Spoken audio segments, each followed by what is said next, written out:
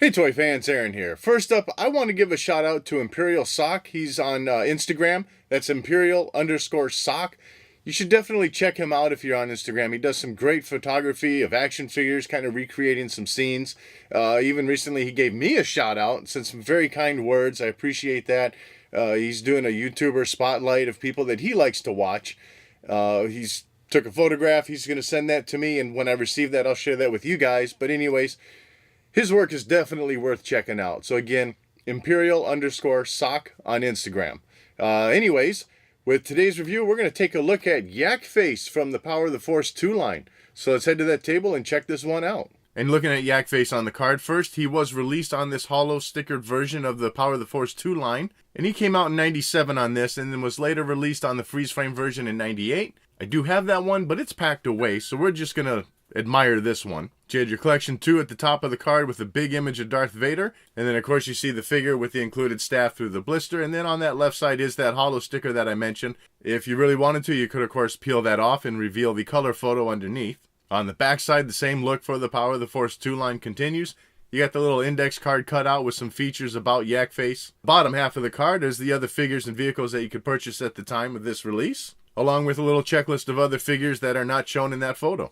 And looking at the figure out of the packaging, it's a pretty nice looking figure, and this one is also a pretty tall figure. It stands about 4¼ inches, so it's a little bit taller than your average figure. Looking at the head sculpt, I think Yak Face is well represented here. What little bits of hair he did have on his chin and around his neck are sculpted in there. I'd say they could have been a little longer to be more representative of what we saw him in the movie for that whole 2 seconds. But at least it is a good paint job to the white parts. Get some very minor sculpting on the bridge of his nose to kind of represent some of those wrinkles and stuff that was on his face, but otherwise everything else is pretty smooth. And aside from the eyes painted in and those whiskers that I mentioned, there's no other paint detailing on his face. It did seem like, looking at that photo on the back of the card, that he should at least have a little bit of two-tone coloring going on with the face. Maybe that head area should be a little bit lighter in color, and then that nose area being a little bit darker in tone. But really overall this isn't that bad, and it was again 97, so the line was really just kind of coming into its own. It had a few years to go before we got those excellent sculpts and paints.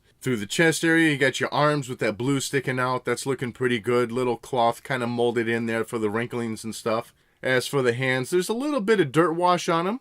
Nothing overly distracting, just, he gets his hands dirty. He's a worker. But you do have some nice fingernail paint detailing on the hands as well. As for his little orange robe here, this one kind of perplexes me a little bit, because looking at the photo, it seems like it should be tan. But what we've got here is a pretty bright orange color. I'm not sure the whole story on that one, but that's what we got here. It does have a nice sculpt to it with some kind of fur lining up around the top. And then even as it spins around on the backside, you get a little bit of a tiny dirt wash along the backside of the shoulder area. And that does fade out as it gets down towards about the butt area, and then it gets to be a little bit more of a cleaner orange color. So, for the time, that's pretty neat to see. And then underneath that robe, you got a little bit of fur detailing in there. And then for the lower half of the figure, everything as you would expect. Decent sculpting to the pants with a little, I don't know, maybe that's a fur lining in there. I'm not quite certain. Part of the boot or part of the pants or what, but it's got a decent sculpt to it, decent paint job. And then on the boot area, I would say, yeah, you got some white boots there, and it's like they just shot it with a quick spray of brown paint. So it's,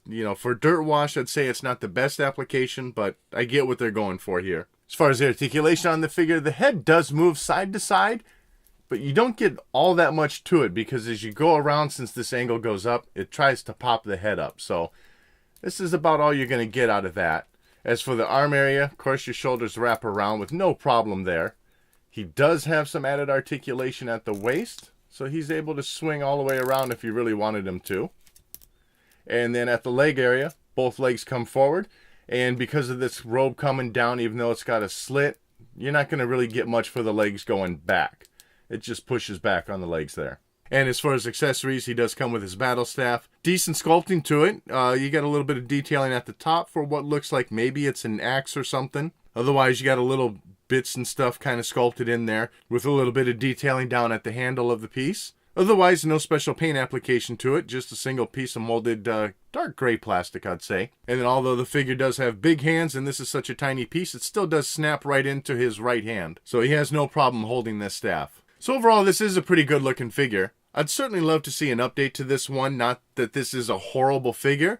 I think there's just still so much more they could do to it to improve upon what was already released. But if it never sees a refresh, I'm still pretty happy with what we received. And so that wraps up this look at Yak Face. I'd love to know what your thoughts are on this figure in the comment section below. And as always, thanks for watching.